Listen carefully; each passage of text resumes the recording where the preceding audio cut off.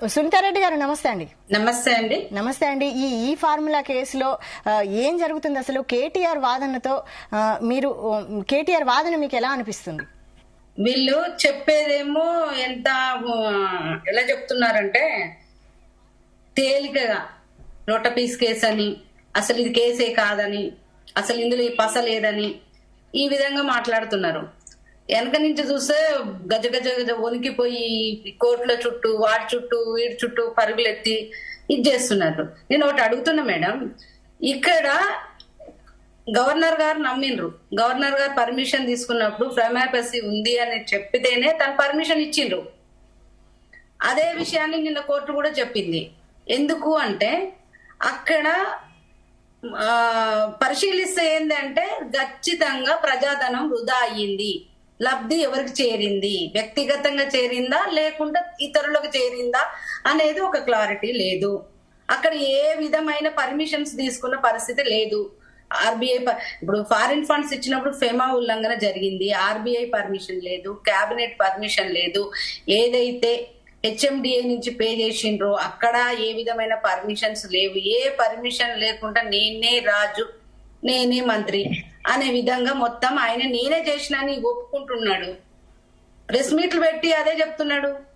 ఈ పసలేని కేసును పట్టుకొని ఏలాడబడుతూ రావు నేనే ఇచ్చినా ఏం చేస్తారు మీరు, బరాబర్ ఇచ్చినా నేనేమైతుంది మహా అయితే జైలు పోతే ఏమైతుంది, యోగా చేసుకుంటా, అక్కడ మంచిగా వాకింగ్ చేస్తా, గట్టిగా అవుతా, స్ట్రాంగ్ అవుతా, మళ్ళీ వచ్చి నేను పాదయాత్రలు చేస్తా, ఇవన్నీ చేస్తా, ఏముందా లొట్ట పీస్ కేసును పట్టుకొని ఏలాడబడుతున్నారు అని అంటున్నారు. మళ్ళీ ఒక సైడ్ నుంచి కోర్టు పోయిండ్రు ఇది క్వాచ్ చేయాలని చెప్పి.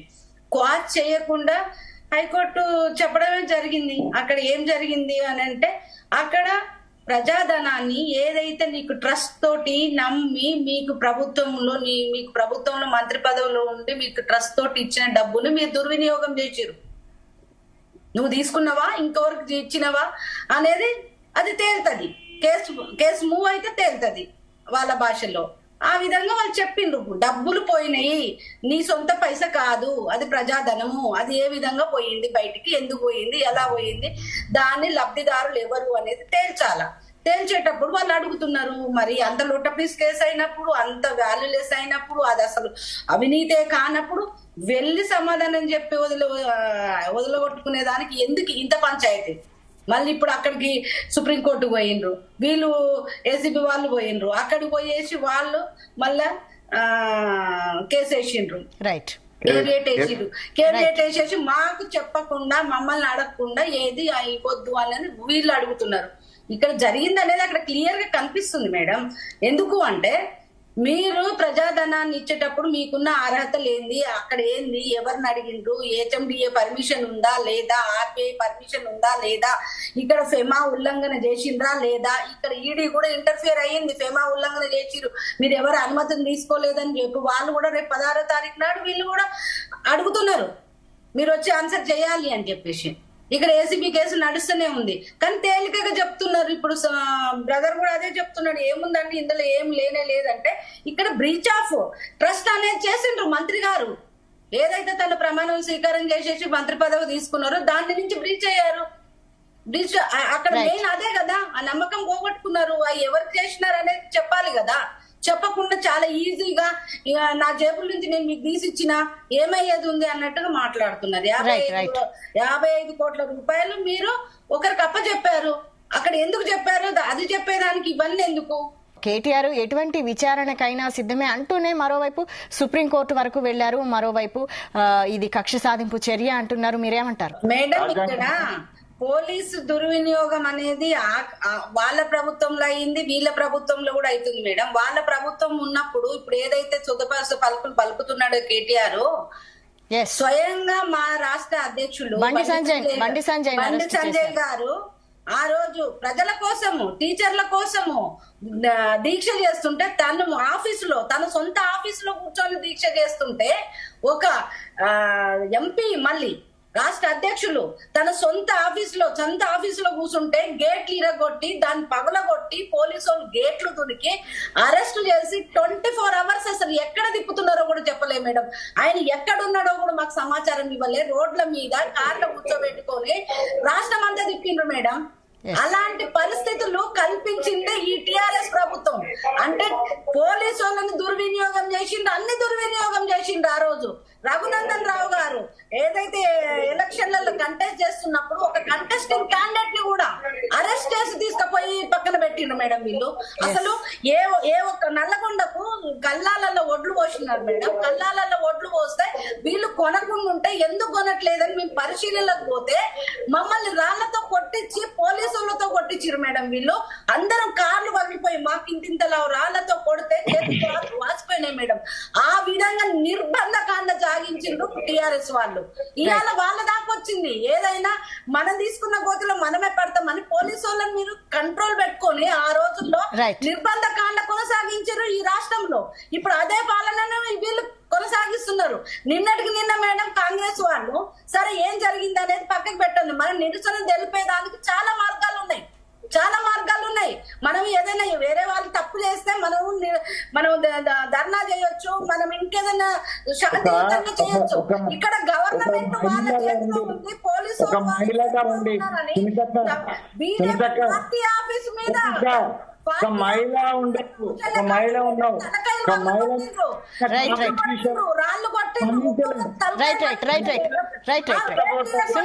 ఆనంద్ గారు చెప్పండి. సునీతారెడ్డి గారు ఆనంద్ గారు చెప్పండి. మహిళా ఎంపీ ప్రియాంక గాంధీ మీద మాట్లాడకపోవడము మహిళా సమాజానికి మీకు అది తలవంపైనటువంటి మాట. రైట్ సునీతారెడ్డి గారు వెయిట్. సునీతారెడ్డి గారు ఒక్కరే మాట్లాడండి. సునీతారెడ్డి గారు డైవర్ట్ అవుతుంది. ఇప్పుడు బ్రదర్ బిఆర్ఎస్ బ్రదర్ ఫస్ట్ ఒకటి ఆరోపించారు మేడం, మేఘా సంస్థ కానివ్వండి ఏదో కేసుల విషయంలో మీ మీద చేసామని. అసలు మేఘా సంస్థ ఎవరి హయాంలో వచ్చింది, ఎవరి హయాంలో డెవలప్ అయింది, ఎవరు ఎక్కువ ఆర్డర్లు ఇచ్చిండ్రు, మొత్తం కాళేశ్వరం మొత్తము ప్రాజెక్టులన్నీ వాళ్ళకే ఇచ్చింది వీళ్ళు. రెండోది గవర్నర్ గారు మేము వాళ్ళు అడగంగానే మేము అనుమతి ఇచ్చినామని చెప్తున్నారు. వాళ్ళేమో 2 నెలలు అయినా కూడా అనుమతులు ఇవ్వట్లేదనే కాంగ్రెస్ వాళ్ళు అంటారు. గవర్నర్ గారికి వాళ్ళు అనుమతి అడిగిండ్రు, దానికి ఇవ్వొచ్చా ఇవ్వొద్దా అని ఒక లీగల్ ఒపీనియన్ తీసుకొని వాళ్ళు ఇస్తారు, టైం తీసుకొని ఇచ్చిండ్రు. అక్కడ తప్పు లేదు. ఇక బీఆర్ఎస్ కాంగ్రెస్ బీజేపీ ఒకటి అని మాట్లాడడానికి ఎక్కడైనా ఆన్సర్ అసలు మాట్లాడడానికి అవకాశం ఉందా మేడం? ఏనాడైనా ఎప్పుడైనా ఎక్కడైనా కాంగ్రెస్ బీజేపీ కలుస్తాయా? బీఆర్ఎస్ కాంగ్రెస్ కలిసి పోటీ చేసినాయి, కలిసి ఉన్నారు, కలిసి మంత్రి పదవులు తీసుకున్నారు. అవన్నీ మనం చాలా సార్లు చెప్పుకున్నాము. ఇప్పుడు కూడా నేనేమంటున్నా మేడం, కేసీఆర్ గారే చెప్తున్నారు ఇది లోటపీస్ కేసు, ఇది ఉండే కేసు కాదు, ఇది ఒక పిచ్చి కేసు, ఇదన్నీ మాట్లాడుతున్నారు. ఇది ఒక పెద్ద వరస్ట్ కేసును పట్టుకున్నారని. మరి పెద్ద పెద్ద కేసులు కూడా ఉన్నాయి, మరి వాటి మీద ఎందుకు గట్టిగా పట్టుకుంటలేరు? నేను ఒకటి అడుగుతున్నా, ఈ లోటపీస్ కేసు అనేది మీ ఇద్దరికి తెలుసా? మీ ఇద్దరు కలిసే ఆడుతున్న డ్రామానా? ఇప్పుడు కాళేశ్వరం సునీతారెడ్డి గారు చెప్పండి. కాళేశ్వరం మీద 1,00,000 కోట్ల అవినీతి అయిందని చెప్పేసి ఎలక్షన్ల ముందల నుంచి కూడా సవాల్ వేస్తున్నారు. ఎవరు? రేవంత్ రెడ్డి గారు, కిషన్ రెడ్డి గారు. మీరు వచ్చేసి అమిత్ షా గారు అపాయింట్మెంట్ తీసుకుంటే నా దగ్గర మొత్తం ఫైలింగ్ ఉంది, సాక్ష్యాలు ఉన్నాయి, నేను మీకు ఫైల్ ఇస్తా, సిబిఐ వాళ్ళకు రాద్దాము, వీళ్ళని అరెస్ట్ చేయించాలి, అవినీతి జరిగిందని మాకే సవాల్ వేసిండు ఎలక్షన్ల ముందల. మరి ఎలక్షన్లు అయిపోయిన తర్వాత ఏ సవాలు లేదు, దివాలు లేదు, ఏదో కమిటీ అన్నారు వేసిండ్రు. అది ఏమంటారు, ఇక 5 సంవత్సరాలు కంటిన్యూ చేసేస్తారు, అది కాలం అయిపోతుంది. ఇంకా మళ్ళీ స్వయంగా బాధితుడు ఆయనే. ఏమని టెలిఫోన్ ట్యాపింగ్ నా ఇంటి పక్కన పెట్టిరు, నా ఇంటి ముంగల పెట్టిరు, నన్ను ట్యాపింగ్ చేసిరని ముచ్చట్లు చెప్పిండు. జనాలకు ఓట్లేసుకోవడానికేనా ఇవన్నీ కేసులన్నీ ఉన్నాయి అని చెప్పిన కేసీఆర్ రేవంత్ రెడ్డి గారు ఇలా ఒక 10 కేసులు ముచ్చట్లు చెప్పిండు. ఏది ఎలక్ట్రిసిటీ కేసు కానివ్వండి, గొర్రెల స్కీమ్ కానీ, దానా కేసు కానివ్వండి, కోళ్ల కేసు కానివ్వండి, ఇట్లాంటి కేసులు ఒక 100 నెలలకు ఒక 2 కేసులు బయటకు తీసుకొచ్చి ఈ 11-12 నెలల. మరి ఏ ఒక్క కేసు మీద కూడా పోలేదు. ఇప్పుడు ఈ కేసును పట్టుకొని ఆయన లోటపీస్ కేసు అంటాడు, ఈయన ఇప్పటిదాకా ఫైల్ చేయడు. సునీతారెడ్డి గారు అయితే కాంగ్రెస్ కలిసి పనిచేస్తున్నారని నేను అంటున్నా మేడం. కాంగ్రెస్ ఏమంటోందంటే కేటీఆర్ ని కేసు నుంచి బయటపడేసే ప్రయత్నాలు చేస్తుంది. అలాగే లిక్కర్ స్కామ్ లో కూడా కవితను కాపాడింది బీజేపీయే కదా అని ఆరోపణలు ఉన్నాయి. మీరేమంటారు? కవితను అరెస్ట్ చేసింది ఎవరి హయాంలో మేడం?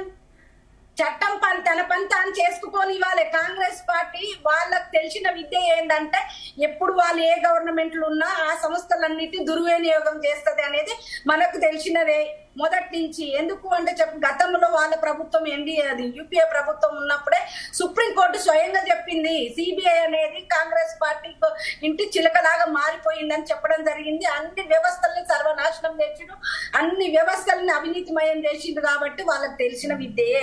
ఈ రోజు కూడా పోలీసులను వాడుకుంటారు, ఏసీబీని వాడుకుంటారు, ఇంకా అందరినీ వాడుకుంటారు అనేది కాంగ్రెస్.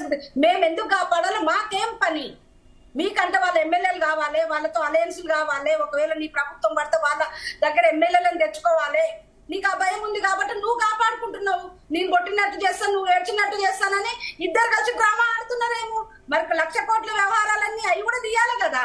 నిన్నటికి మొన్నటి 100 కేసులు బయటకు తీసుకొచ్చారు. మనకు తెలియదా? మనం ఎన్నిసార్లు డిబేట్లు పెట్టినాం మేడం? వారం రోజులకు ఒక కొత్త కేసు, వారం రోజులకు ఒక కొత్త కేసు. 80,000 కోట్ల రూపాయలు ఎలక్ట్రిసిటీ కుంభకోణం అన్నారు, 50,000 కోట్ల రూపాయలు రైస్ కుంభకోణం అన్నారు. ఒక బైక్ మీద 136,000 గొర్రెలు ఎట్లా పోయినాయి అని చెప్పారు. టెలిఫోన్ జన్వాడ అన్నారు.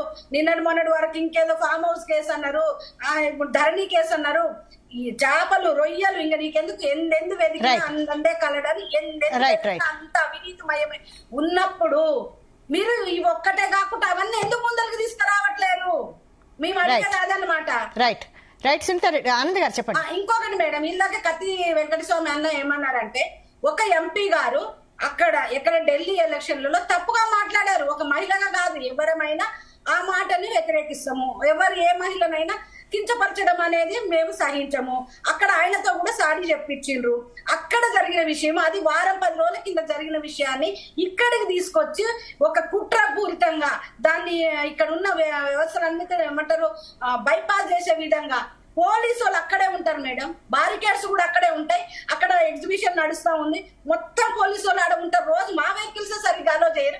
అలాంటి టైములో వందలాది మంది మా ఆఫీసు మీదకి వస్తుంటే కండ్లు వెండుకుంటే ఆడ ఎట్లా చూస్తారు?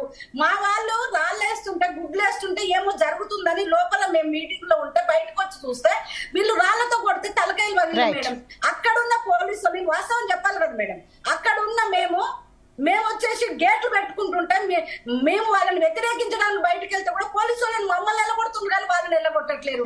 సునీతారెడ్డి గారు ఇది వేరే సపోర్ట్ చేస్తారు మేడం. తగలబెడుతుంటే పోలీసు వాళ్ళే సపోర్ట్ చేస్తున్నారు.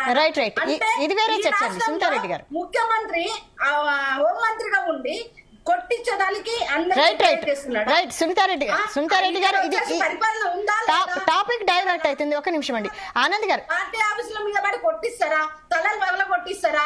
సునీతారెడ్డి గారు సునీతారెడ్డి గారు ఫైనల్ గా 1 లైన్ లో చెప్పండి. మేడం ఇక్కడ కోర్టు దృష్టిలో ప్రేమాపసి ఉంది అనేది క్లియర్ అర్థమైంది.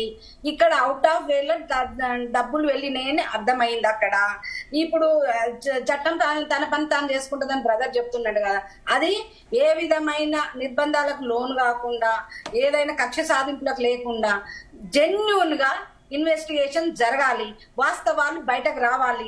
డబ్బులు ఏ విధంగా ట్రాన్స్ఫర్ అయినాయి, ఏ విధంగా ఎవరికి చేరినాయి అంటే లబ్ధిదారుడు ఎవరు, ఇక్కడ దోషి ఎవరు, నిర్దోషి ఎవరు, ఇక్కడ ఈ డబ్బులు ఇవ్వడానికి అవుట్ ఆఫ్ వేల వెళ్ళడానికి కారణాలేంటి, ఇవి బయటకు వస్తే చాలు మేడం. మాకు ఎవరి మీద కక్ష సాధింపులు లేవు, ఎవరినో అరెస్ట్ చేయడమో చేయకపోవడమో మాకు వచ్చింది